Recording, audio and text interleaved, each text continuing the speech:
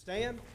Big couples, I'm going to ask to lead us in a word of prayer, and following prayer, we're going to ask Jonathan couples to lead us in our pledge of allegiance. Let's pray. Heavenly Father, we thank you so much for being another blessed day. We thank you for the amount of rain we've been getting, Father. You know what we need when we need it.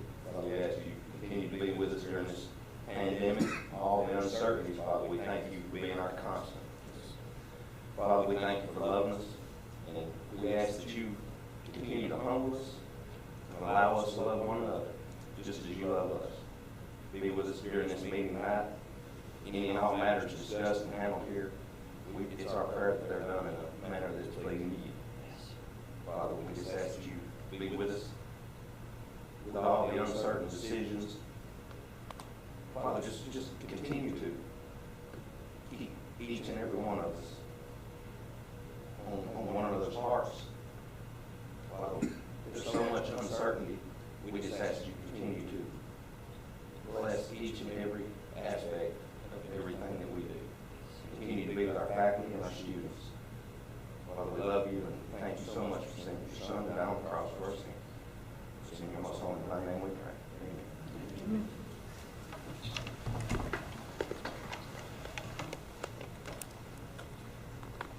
To the flag of the United States of America and to the republic for which it stands, one nation under God, indivisible, with liberty and justice for all. All right, so we'll call the roll, please.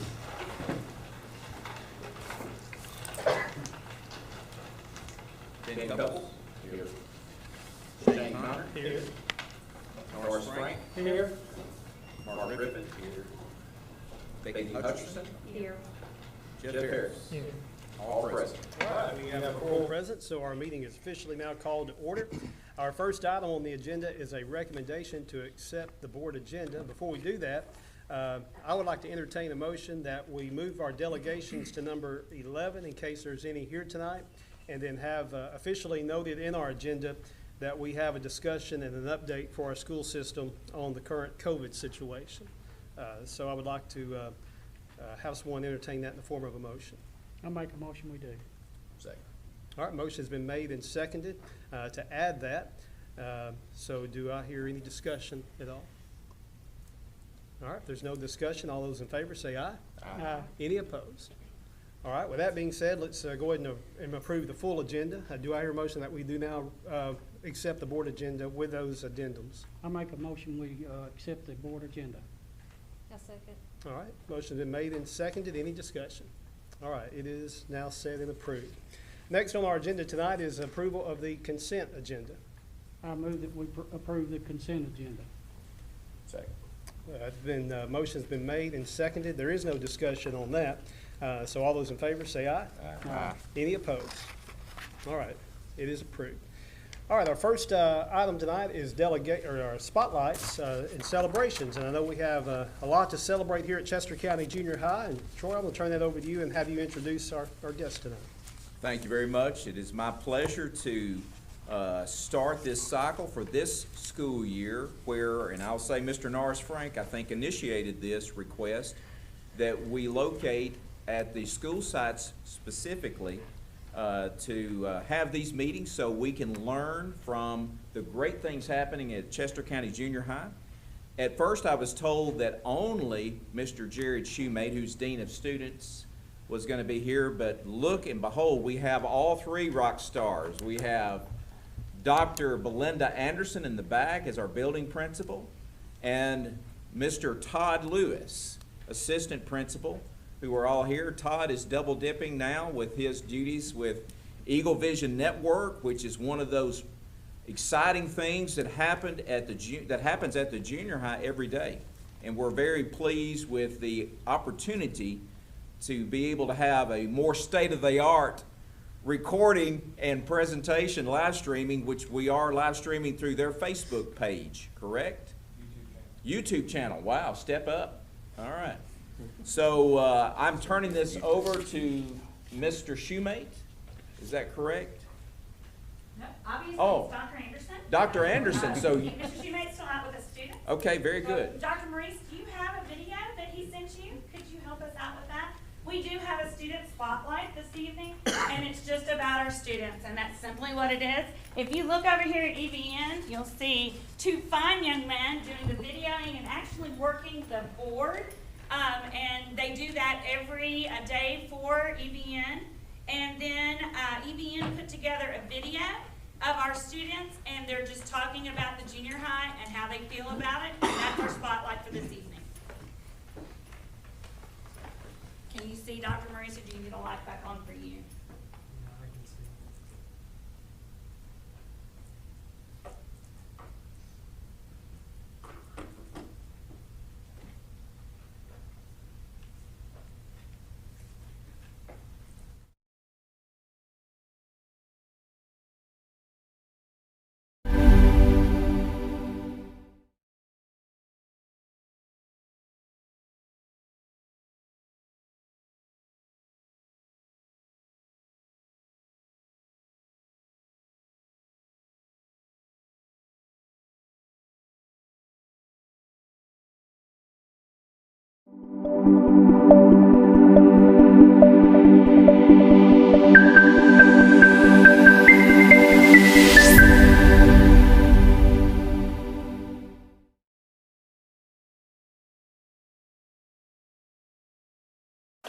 Just be like the best student you can, help out people, Okay. listen in class. I think you have to support your peers and be nice to everybody. To me, having Eagle Pride is like showing or being good to the teachers and being good to your classmates, and being good in school, and just being good all around in school and out of school, and just showing Eagle Pride. Eagle Pride means to be a good leader for the school and to show that you have good support for the school and that you can give other people Eagle Pride by showing your own Eagle Pride. To show school spirit and just to know how much the school has grown over the past 3 years. I think that when you bring like honor to your school and you have courage to do what you think you can't do, but you are willing to do it.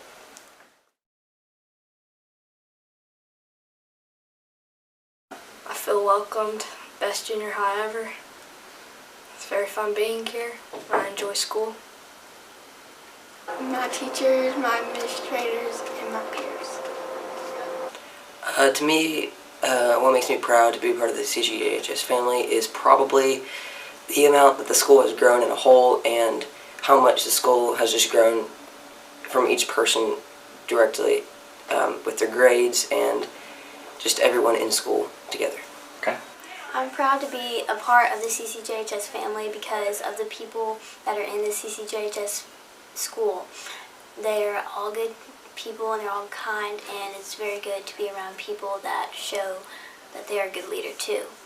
How the teachers help me to know I have a place and that I belong here. The great school academics they have is very good school of teaching. It has a bunch of fun things to do here. Like honestly, my other schools was pretty boring. And the teachers are really fun, really eager. They're always good at teaching things that you don't know, and they're always willing to help.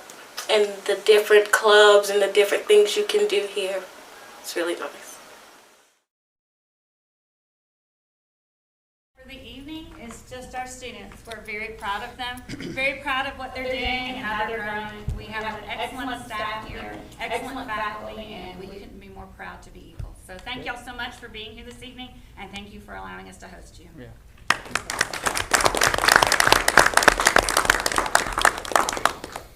Thank you very much. Our next item on the agenda tonight is our selection. September is the month that we select our board chair, vice chair, and our Tennessee Legislative Network representative. And for that, I'm going to turn it over to our vice chairman, Norris Frank.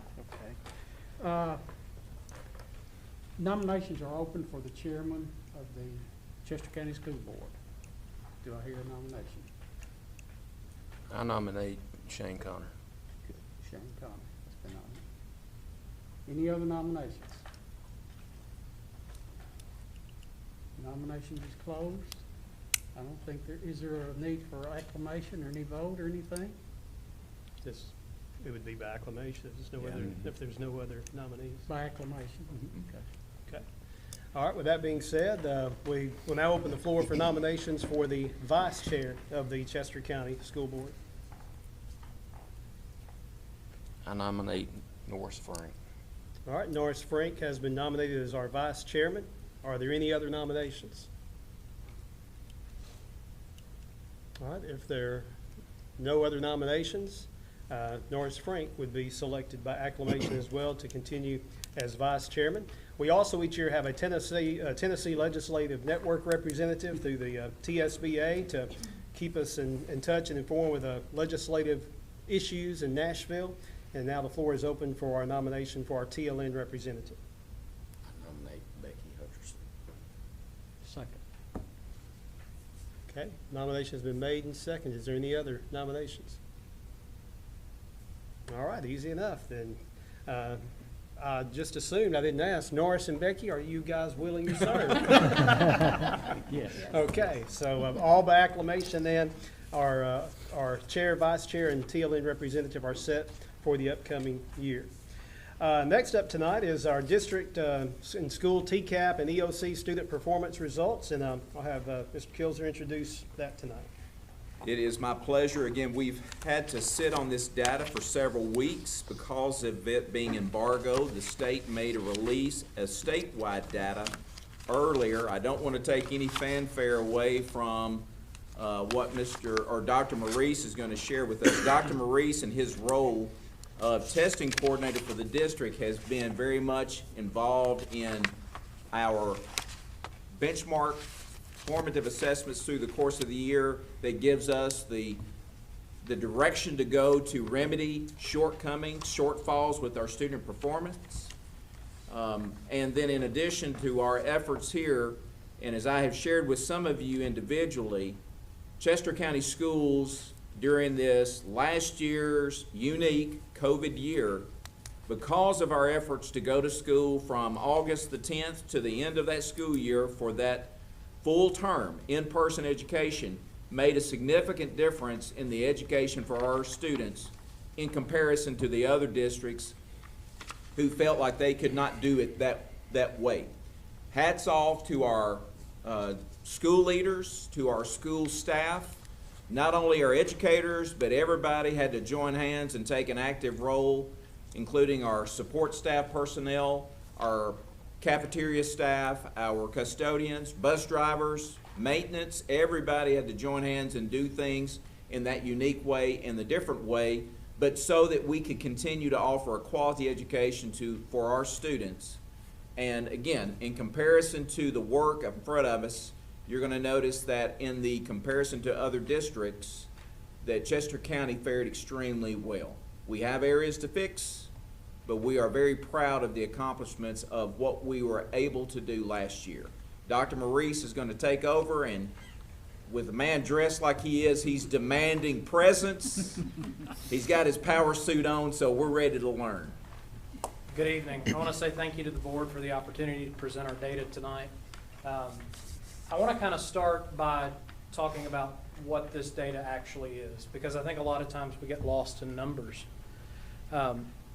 When the state made their presentation about TCAP and EOC data, it was different. It was very, the word catastrophic was used. The amount of learning loss across the state was significant. We knew that was coming. And so we took preventative steps early. The decision was made to give a gap assessment. We wanted to know when we resumed school where our students were so that we could meet them and help them rise to the levels that they needed to be at. And so through doing that, I think what you'll see is, based on the work of our educators, based on the work of our school leaders, the boots on the ground in these buildings, and our kids. These scores represent our kids. This is a community of effort. And I focus on the fact that these are our children. And our mission as educators is to make sure that our kids benefit.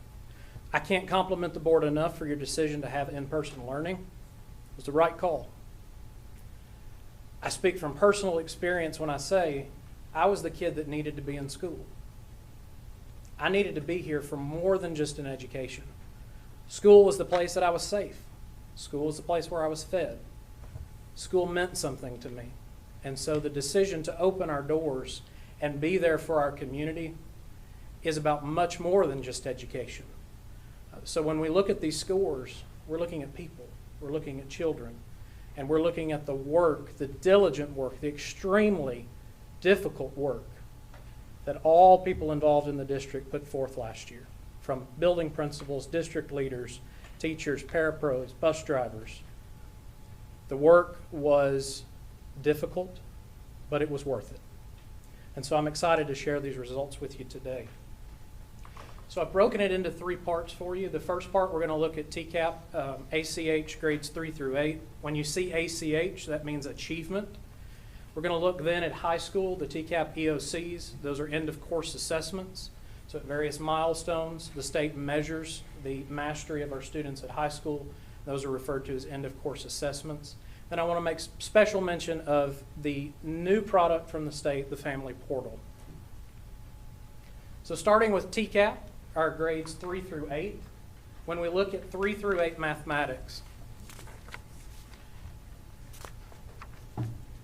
as you can see, in all grades, Chester County was above the state OTM percentage. When we look at OTM, that's taking the top 2 categories of on track and mastery, which is where we want our students to be.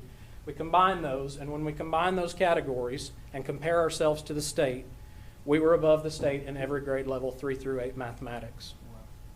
6th and 7th grade math saw some growth from 2019, where all across the state we saw significant learning loss. Our 6th and 7th grade saw growth. 3rd grade math at East Chester, we want to make special mention of, met double AMO. AMO is what the state considers 1 year of progress. They met double in a pandemic, in a difficult year. And I think that is something very, very much to be celebrated and to complement the work of the educators at East Chester. Continuing on to our English language arts. Again, in all grades 3 through 8, Chester County was above the state average for on-track and mastery. 4th grade ELA saw growth from 2019. Literacy is where we've been focused. It's where the state is focusing. It's critical for our young people. Literacy connects into every single subject. So one of our focuses is on that early foundational literacy skills, making sure that our kids have those skills necessary to become lifelong learners. Again, 3rd grade, East Chester, for ELA, met not AMO, but double AMO. So again, it's something that's significant, and I want to make special recognition of that tonight. Continuing on to our 3-8 science. We did not have a data return in 2019 for science. The standards had changed, so the assessment had changed. That was not a year that data was returned to us. Again, in all grades, Chester County was above the state average on track and mastery. And looking finally for 6-8 social studies. Social studies is paused for grades 3-5 right now. It may come back in the next few years, and it may not. We don't know yet. But right now it is definitely paused. In all grades, again, for social studies 6 through 8, Chester County was above the state on-track mastery percentage. Grades 6 and 7 saw growth from 2019. So in a year where everyone is telling us you're going to see significant learning loss, I think the decision to come to school is what made the difference. Our kids were here and they benefited, and we did not see what the state described as catastrophic learning loss, which is significant. That's something to definitely be celebrated. Looking now at our high school EOC for mathematics, Algebra 1 and geometry were above the state on-track mastery percentage. Geometry actually met double AMO. So again, not just 1 year of progress, but twice that. Both Algebra 1 and geometry saw growth from the 2019 school year. So again, significant results presented in a year where we were told it wasn't possible. Well, in Chester County it was, and it was because of the dedication of our educators, and our school leaders, our students, and our families. For EOC Language Arts, in all grades, Chester County was above the state on-track mastery percentage. English 1 actually saw a 4.1% increase in performance from 2019, and it depends upon where the state makes the cutoff. It's going to come down to a decimal point, but it's very likely that English 1 will have met AMO. Looking at our U.S. history, in U.S. history, we were again above the state on-track mastery percentage. U.S. history met double AMO, again scoring significantly higher than 3/4 of other districts in the state. U.S. history actually saw 7.9 points of growth from 2019. That's significant. It's difficult to get that kind of growth in a regular school year. To do that in a pandemic is quite impressive. Our U.S. history has always been an area where we have excelled, and we've continued to do that. And so we've got a lot to celebrate with our high school folks. In biology, there was no return for 2019. Again, the science standards had changed, and standard setting occurred this year. If you look, we didn't quite meet the state on-track mastery percentage, but we're not far off. 1 point. And to me, that's also impressive. When that's a brand new test, newer standards, newer rigorous assessments, that's an impressive piece as well. Final thing I want to look at is the TCAP Family Portal. This is something that we've shared with our families. It's a new application put out by the Department of Education. The department wanted to provide families with a place that's online that would house historical data for their learners. And so now families are able to go to this website using their student's ID number, which comes on their paper score reports that schools are sending home. And they're able to create an account and track their student year after year. It's something that's been promised to us for several years now, and now it's a reality. And I can tell you it's a good portal. The data that's there is excellent. There's another side to that, which is the educator portal, and our teachers will have access to that same data so that they can look at their students historically, look at how their students performed in prior school years, and make excellent decisions to inform their lesson planning and instruction for our learners. Again, we looked at TCAP grades 3 through 8, high school EOCs, and we finished up with the family portal. Any questions? The one question I have is the family portals, are they very secure? Yes, they have to undergo the rigorous online security protocols from the Department of Education. So they're state level security. And you would have to know your student's ID number before you can gain access to it. So it's private in that matter too. If there's no questions, that's all I have for you. I appreciate your time. I thank you for giving us this opportunity, and I hope you see that the efforts that our educators and our school leaders have gone through this past school year has definitely paid off for our district and our students. Thank you. Thank you, Dr.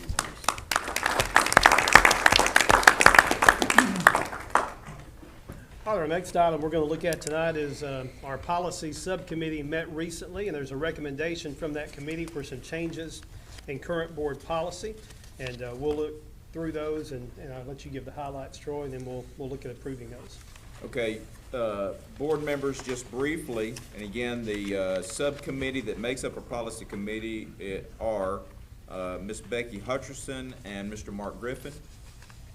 It was a shorter list as compared to what we looked at last month, but of these four, the first one briefly, the homebound instruction, which is 4.206, it was just an inclusion of the opportunity for those students who, due to a COVID contact trace, a student would have to result in a quarantine setting, allow those students to be given the distance learning opportunities for instruction under the homebound services. If you recall, back in June of 2020, We were already thinking in those thoughts prior to partnering with an outside vendor for our virtual learning. So the State Department and the TSBA have revised this one to include that opportunity. And then the virtual education program, 4.212, was just for a policy to stand to allow us as a school district to utilize technology for distance learning.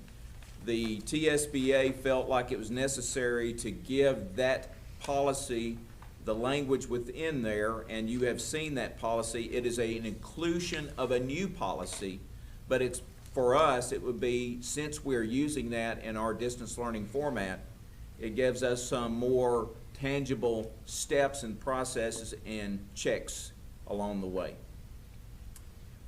Policy 4.602, class ranking. This was a missed policy. Dr. Jill Faulkner recognized that when we transitioned from the high school, from a trimester schedule back to the semester schedule, I thought that we had covered all of our trimester language and replaced that with a semester language. This was one that was overlooked. She discovered that a couple of weeks ago, hence the reason why it's included. And as you see in the language of your agenda, for any student aspiring to be considered for the valedictorian, salutatorian, we have in our policy to reflect that the students now needs to demonstrate or at least have record with Chester County High School. 5 of the 8 semesters have to be while they're attending Chester County School. And then finally, the last policy revision is 5.106 and 5.118, both of those policies. There is no change with 5.118, which deals with the background investigations, but again, in my error, when we did last month accept the revision from the TSBA for their draft for the adjustment to the 5.106, I did not see at that time where we need to have both of these policies speak in the same language, that when we seek applicants for a job with Chester County Schools, remember the background investigations are required now by law every 5 years. And what this policy reads is rather than the board shall reimburse, we're saying the board may reimburse. So it's just a slight language change. The purpose for that slight language change, because it's happened more recently than not, is we've had applicants who have been interested in filling out an application for a job. We send them to go get their background check done, and then paying that because of the shall instead of the may, then they have come back to us and changed their mind and never take the job. So we've given them a background check with no responsibility on the applicant side of fulfilling that obligation. So our policy 5.118 reflects it the way we'd like both policies to read, which simply says that we would remove the word shall and replace it with may, which means that we can still do the same thing, but it gives us the flexibility of saying that we don't have to. Troy, if they are employed by us, do we pay their? Yes. Okay. Yeah, for all those who, and everybody has to do a re-up every 5 years, but we not only pay the cost of it, we pay them the mileage to go there and to and from. Either Jackson or Savannah the last time we were doing it. All right, since these recommendations do come from the policy subcommittee, it requires no second. Is there any additional discussion about any of the policies that were mentioned? Shane, I noticed on the class ranking, page 2, that in policy 4.602, in the agenda, it's written correctly, saying the salutatorian, valedictorian or salutatorian student must be enrolled at Chester County for at least 5 of the 8 semesters. On page 2, it says 4 of the 5 semesters.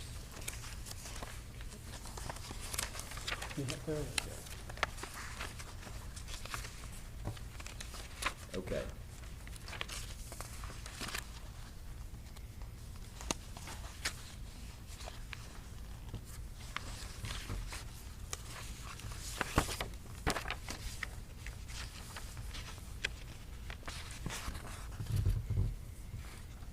Becky, all I can say is based on the recommendations from my conversation with Dr. Faulkner, we were saying 5 of the 8. So what we will do is make both of those consistent. Thank you for catching that.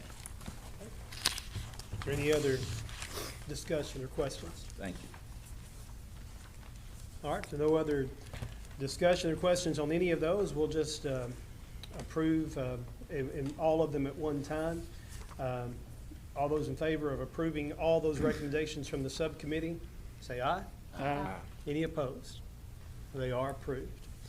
All right, next on our agenda this evening, we do have just some reflections of a meeting at our Capital Projects Subcommittee. They also had a recent meeting and just wanted to share some of the things that were discussed there. Okay, and again, it's more of informal. There was no plans for or action to be taken. There are actions that will impact the first of these bulleted items. But in the first bullet, talking about the replacement of the outside portable structures at Jacks Creek, we had discussed about changing or purchasing new outside portables.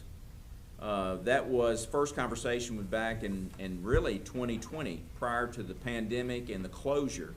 And then last year we talked about it, but we didn't bother visiting it for unsure about where those funds would come from. We are having in our ESSER 3 plan that's been submitted the opportunity for us to fund that building project, which will, in the efforts will be to replace the existing sites at Jacks Creek on the north side closer to Highway 100, and then remove on the south side the existing library structure and making that a part of a structure on the north side. So our library would move from the south side to the north side with new upgraded equipment. I talked to Debbie Hames today, who's been at that campus since '86. And those portable buildings have been there before she started working there. So I know it's been there since '86, maybe before that. And then we've also talked about work to be done for the cafeteria area that the Jacks Creek students and staff use. So again, we will be funding that pending approval from the state, pending approval from the board and the county commission for acceptance of that application. The other bulleted items are conversations that we've talked about, and this would be, once we get closer to the conversation being something that we have plans in place, next steps, these following 3 would be funded through our general purpose fund balance. That would be our plan.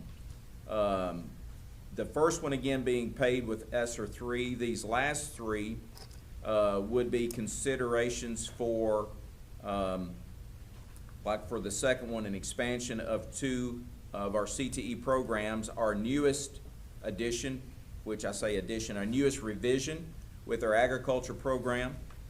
We've had a very large increase of students participating in our agriculture program, and again, the utility of their work has been either in the classroom, what we call the garden shed, which is behind the Eagle's Edge, but we're looking at possibly some moving from the conceptual thought to taking some definite action to improve and use the former highway department property that we own right there next to the Sealy purchase and utilize that area, which is approximately 3 acres, for a metal type structure that offers the bay doors for the ag program, and a structure that will give more working space for these 2 programs to thrive. The awning installation at the high school, we've also talked about some additional awning additions at East Chester. We did utilize some new, doing some more concrete work, making a longer pad to afford another location for the kids to be able to get on the bus or be for pick up in the afternoon.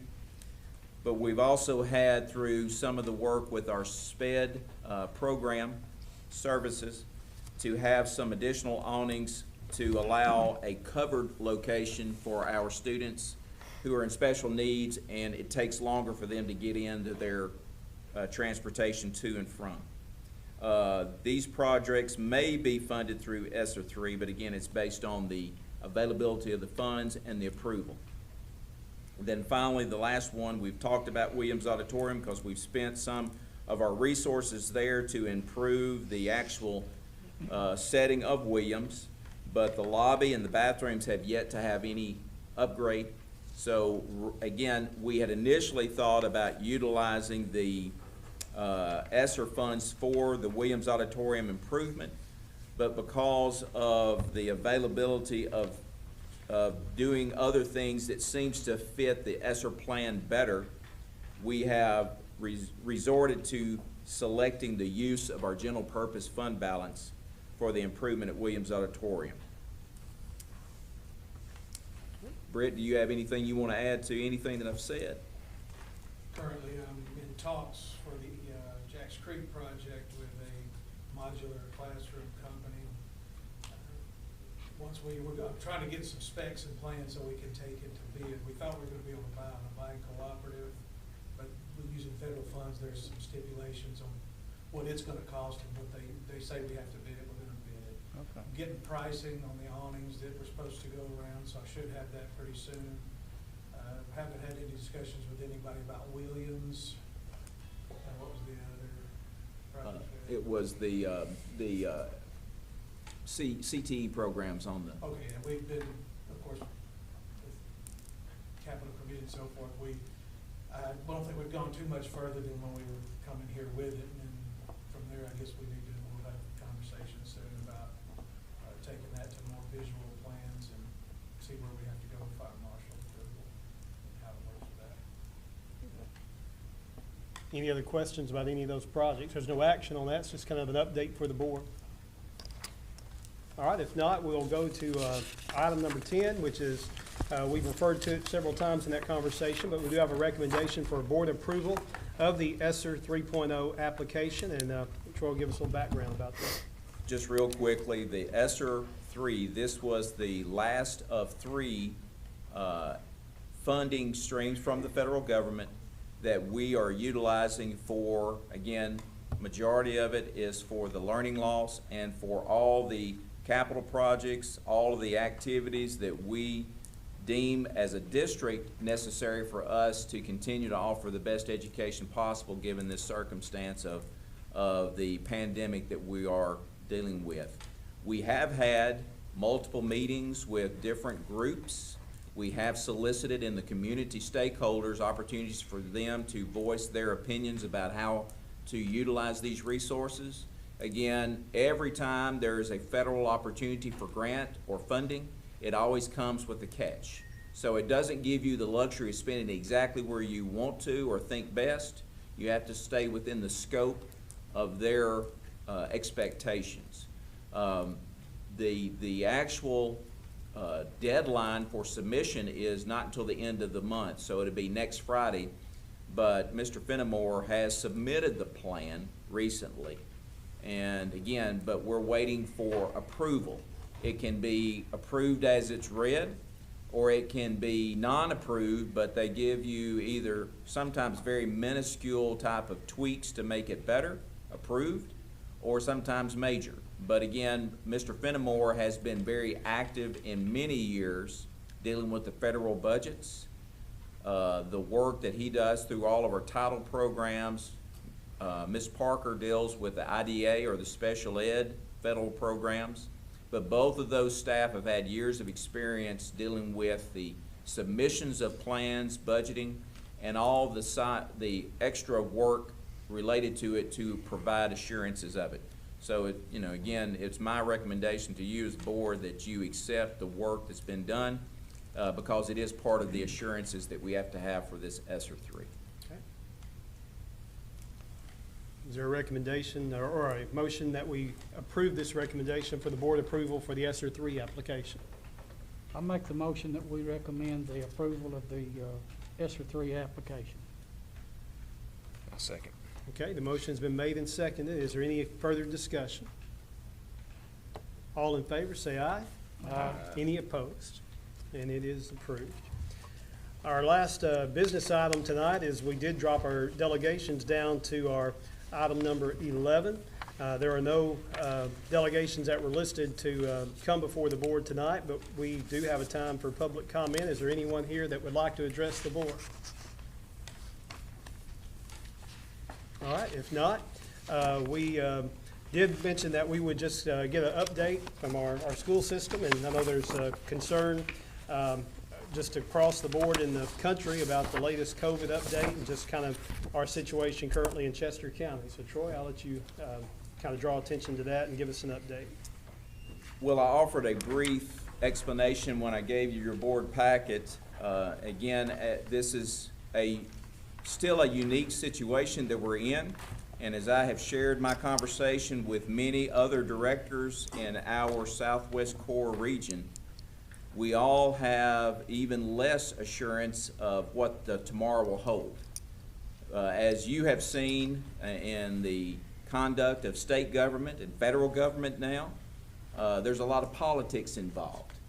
But again, our effort as a school district would be to focus on what is most important, which is making sure that we're still going to have a safe, nurturing environment for our students and a safe, clean, nurturing environment for our staff to continue to work. This year's with the Delta variant is different than last year's. It does seem to, as my data reflects to some of your information or reporting out, that there has been an increase in the number of students who have had active cases identified. We have still, as what we did last year, our school nurses are working diligently, many cases working beyond their regular workday to identify those contacts that need to be contacted and informed that it is our recommendation that they quarantine outside. Just today, I took advantage of the time that I had because every school nurse, as they generate these contact tracing lists, they share the list with the health department director and me, and giving you guys and lady an overview of what we have had since our start of this school year. Thus far, and again, these numbers reflect what I had last night because I received 2 contact tracing lists at about 7:30 last night. So that kind of gives you a clue that our school nurses are working beyond their regular days. And we compensate them for that too. We pay them for their overtime. But for the entire district, the total number of cases that they have themselves identified and worked out for separate spreadsheets, we had 40 active cases. Of those 40 active cases that the school system has provided, 38 of those, based on our work, have been students. Now, this is from the start of the school year to the present. So we're not saying that 38 to 40 are still at home, still in isolation or in quarantine, because again, isolation ends in 10 days, pending that their last day is 24 hours without support to have no fever. On the average number of cases, when you consider it per schools, that's the average number of cases per school is 6.7 cases per school. Some are a little bit higher than 6. The junior high had 11 cases. Eastchester had 11 cases that were worked up by their school nurses. The high school had 6. Middle school had 4. Jacks Creek had 1. And Westchester had 7. Some of those cases, like I said, 38 of them were students, 2 of them were staff. The staff cases that were active in the trends that we have led to more contact tracing. Some of the contacts, and let me get into that, the total number of contacts, which is the big number. These are the ones that are within an active case, 6 feet, for 15 minutes or more in totality. And of our total number of contacts for the district-wide, we had 411 students or staff contacted as a contact that would need to quarantine. and the average number of contacts per school per case was 8.7. On the highest end, we had the junior high having 178 contacts. Given their 11 cases, that was approximately 16.2 contacts per incident. The other high was Eastchester. It had 85 contacts per 11, or 7.7. But again, the contacts, we saw a heightened number of contacts with junior high and high school, but you have to remember that one student is moving from class to class to class, where your lower grades, your middle school and less, your lower grades, are more centralized, or they stay in that 1 or 2 classrooms for the majority of their school day. So it does usually manifest into less contacts. I had conversations today with our school nurses. Mr. Shane and I had a visit with them because of all the new district guidelines that are being provided almost at a daily basis. And we entertained with them, the school nurses, here's what's happening in some of our neighboring districts, and we kind of outlined what we had read. And of the choices, and again, of the choices that we had mentioned specifically, where I was expecting to hear our school nurses to support like one specific district who has, if everybody, students and staff, wear their mask throughout the school day. Again, still choice because of the governor's executive order 84. But if they chose to wear a mask at one of our neighboring school districts, then if there is an active case discovered at the school, those that are in contact around them would not have to quarantine if they wear their mask properly. Now that is one district, the one I'm thinking of in particular, has had success with that. Another school district, and about 4 others that I'm aware of, are no longer offering support to the local health department to contact trace. It is the responsibility of the health department to do it. That is, the state law mandates that. But we, like last year, chose, and we even this year, chose to assist them in that effort, just like we did last year, because we realized that if the health department alone was given the task to contact all these people, even though they do have staff devoted to do this, they're only making one call attempt. So if it's a call attempt for your child and they make one attempt and you just hang up on them because it looks like an uncommon, unfamiliar number, they're not calling you back. Not until the next day, maybe. So we felt like, and still do, that our school nurses can work in partnership with our health department to continue to offer the support with the tracing. In both of those circumstances where these other districts and neighboring districts to us have chosen to take these different paths, our school nurses support that we keep things as we're doing. They felt like that the expectation that students as well as staff would be able to, as one district has, wear their mask properly, would be as what the regional director of the health department said, Ms. Emily Rushing, that is a risky situation. Because again, what we have realized in Chester, and some of our nurses echoed this, that a contact trace, even after they've been home for a few days, are coming up with an active case themselves days later. So it's not like it was last year where you saw very little, if any, of situations to where an active case at school led to another active case at school.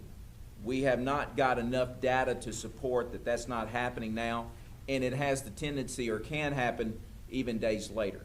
We've had staff, because of their contact with others in the family, that they were doing well almost to the very end of their quarantine time, and then days later, almost to the point where they're ready to return to school, and they became active. So we were not surprised, but I would say this on behalf of all the school nurses: they have a hard job right now, contacting all these families, and it is a difficult conversation. I was part of them last year, I know personally. Some of you are part of them now, or have been. But they said consistently, they want to keep doing what we're doing, recognizing that our efforts to contact trace have kept the number of kids lower about what this pandemic could do or could impact Chester County. Because again, if you just accept that everybody with the mask worn properly will keep you from being contact traced, it would make their job easier. But they did not choose that path. They wanted to continue to do what we're doing now, feeling like it's effective. It's still an option that any and all can wear their mask. We do not shame, we do not ridicule those who choose to do so. It is a conscientious decision that each person needs to make for them or their family. And whether or not to get the vaccination, again, the TDH guideline says if you're vaccinated, then you don't have to quarantine. That's still out there, and that's still something that we would respect. But again, it's not a mandate from anybody at any school that you have to get the vaccination. It is still make the best choice for you or your family. Troy, do these other districts have mask monitors? How do they keep up with who's wearing masks and who's not? I did not ask them that specific question, so I don't know, Mr. Norris. Okay. Any other discussion or comments? I've got a comment. Okay. I think we need to back our nurses. I think we need to keep the course. That's kept us in school. Cases down. If our nurses recommend it and they're working overtime, that's what I think. I don't like to wear a mask. I don't. And we're not forcing anybody to wear a mask. That's an option. Is that correct? Yes, sir. And nobody is being punished if they wear a mask. They're not set off in the corner or anything, are they? Correct. Okay. So if a parent wants their child to wear a mask, wear a mask. If they don't, let's keep doing our practices of social distancing when we can, the safety procedures that we've got in place. It scares me too. It scares me too. So, and I know it does most everybody else. But just staying as safe as we can is, and like Stephen Marie said, we need to stay in school. Last year when it started, I was one of those people that didn't know. You remember that? Yes, sir. And it was the right decision. It was. We asked, and I'll say one thing, just to kind of piggyback what you said about for the students. I asked the school nurses today, do we have knowledge of any of our students who have had to go to more severe medical treatment because of an active case? There's only one that actually went to the emergency room, but that was because their symptoms started to come on them on a Sunday when the clinics were closed. Okay. But that's the only evidence that they had. There's been any, and again, I was just talking about Chester County. I'm sure you can find somebody in the state or somebody in the nation that it's, has had some serious issues to have to deal with. But for us, we have not had anybody for any severe case as far as a student with contact. Could a student potentially have the option to wear a mask and not quarantine? That's the issue that the one district offered for them, and the question that came up is not didn't put the way that Norris said it, but that was the question. How are we going to check to ensure that that student kept their mask on? Because it does say you got to wear it properly. That's the key word, properly. That's properly. And again, not as a chin strap. I've seen them all. Even for adults, as we start to slide down, the expectation is that you wear them covering the nose and the mouth. That's the guidelines from the CDC and the TDH backs up. So that's the issue, Ben, that was the question that the school nurses had today. Who's going to police that? So that when they come to us, or if a parent says, my son or my daughter has been wearing their mask, the parent is only speaking on behalf of what the child's telling them, because the parent is not walking them down every classroom, seeing them operate all day long.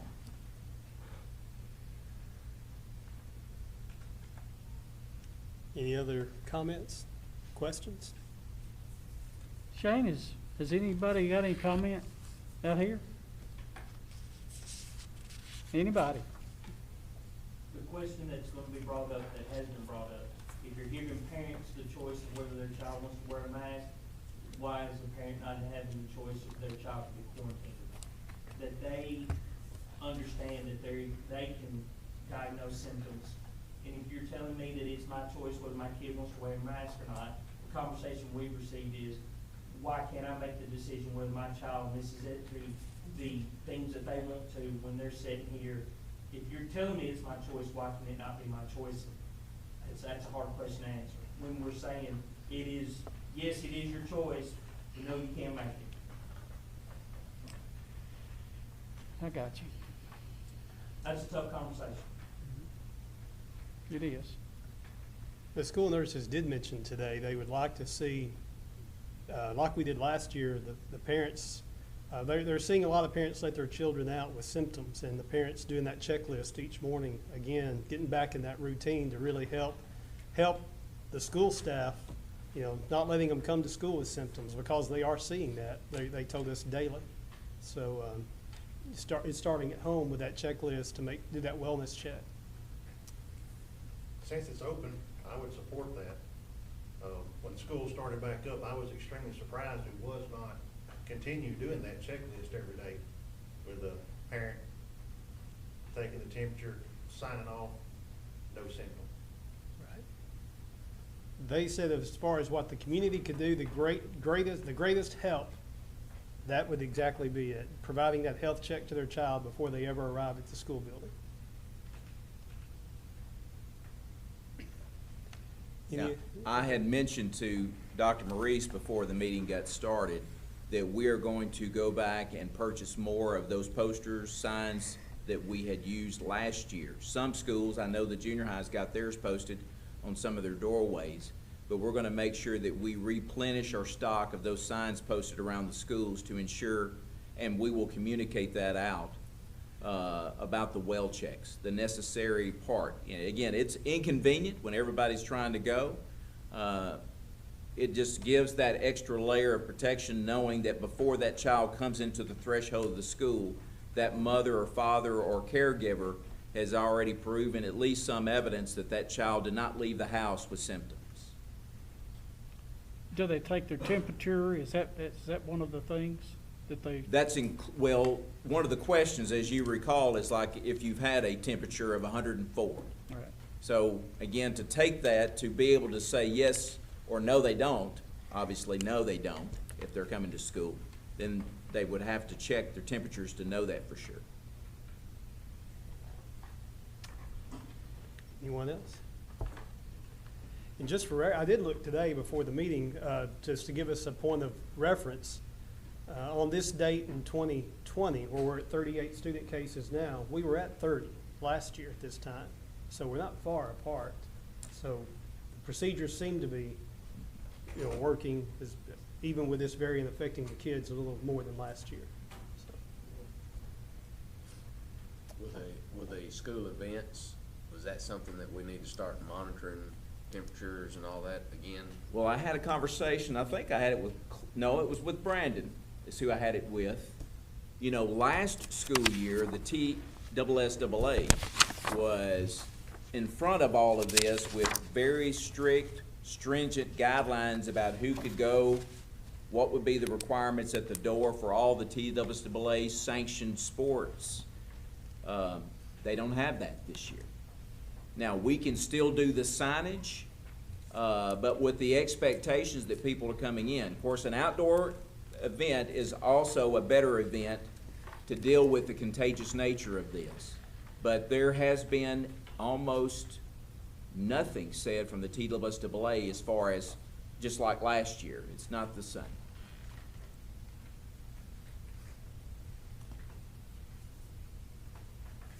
Any other comments? All right, if not, is there any other business that needs to come before the board tonight? All right, if not, I will remind you our next meeting will be scheduled for Thursday, September 23rd, and next month we will be at the campus of East Chester Elementary School, so we look forward to that on the 23rd of September. With that being said, is there a motion that we adjourn? I'll make a motion. Second? Second. So, meeting is adjourned. Thank you very much.